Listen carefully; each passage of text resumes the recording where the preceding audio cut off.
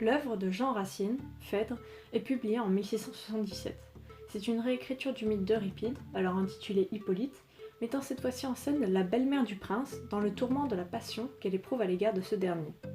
Parmi nombre des thèmes de l'œuvre, la question de l'horreur et de la terreur semble baigner l'entièreté du récit. Mais avant de commencer, lorsqu'on parle d'horreur et de terreur, il ne faut pas confondre les deux termes. En effet, l'horreur va se rapporter à ce qu'on voit, comme par exemple un massacre, tandis que la terreur connote plutôt une peur extrême qui bouleverse et paralyse.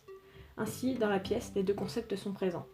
Nous allons donc tout d'abord nous pencher sur la question de l'horreur, puis de la terreur, et enfin leur place et utilité dans le théâtre. Dans la pièce de Phèdre, l'horreur est représentée de deux manières différentes, intention et action. Tout d'abord, il y a cet affront à la morale et à la vertu fait par Phèdre par son amour pour Hippolyte. À la fin de la pièce, Phèdre va avouer son tort à son mari, Thésée. C'est moi qui, sur ce fils chaste et respectueux, osais jeter un œil profane, incestueux. L'inceste, au XVIIe siècle comme aujourd'hui, est considéré comme un outrage à la société civilisée. Ce thème est assez récurrent dans les tragédies et mythes grecs, tels que chez Sophocle avec sa pièce Oedipe Roi. Ensuite, on retrouve l'horreur dans la mort d'Hippolyte. La bienséance au théâtre interdisant de montrer la mort sur scène, c'est le gouverneur d'Hippolyte, Théramène, qui raconte aux autres personnages les derniers instants du prince. Il narre alors l'action en détail, la qualifiant lui-même d'image cruelle. Hippolyte, alors traîné au sol, tout son corps n'est bientôt qu'une plaie.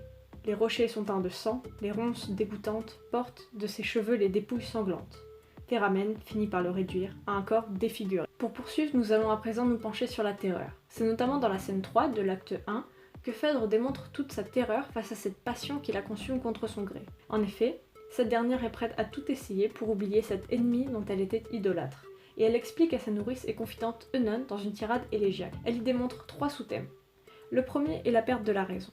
Elle-même avoue « De l'amour, j'ai toutes les fureurs ». Ici, fureur est au sens de folie, d'égarement. La passion la fait sortir du chemin de la raison et par cela l'effraie. Deuxièmement, cela la détourne du devoir moral en transgressant les mœurs par l'horreur de l'inceste. Pour finir, la passion est synonyme de la faiblesse de l'être humain. Par cette obsession destructrice, Phèdre est comme possédée, elle n'est plus maître d'elle-même. Je sentis tout mon corps étranger et brûler. Cependant, cette émotion va plus loin et le protagoniste est lentement tué. Phèdre l'affirme à Œnone « Je meurs ».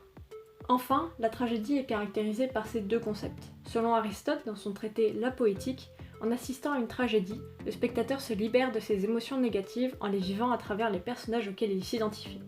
C'est l'effet cathartique. Ici, Racine aborde notamment l'inceste et condamne la passion à travers le personnage de Phèdre.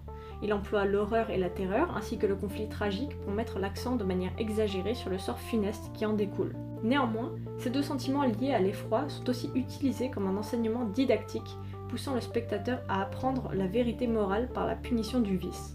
En effet, dans la préface de la pièce, le dramaturge affirme que les moindres fautes y sont sévèrement punies, la seule pensée du crime y est regardée avec autant d'horreur que le crime lui-même.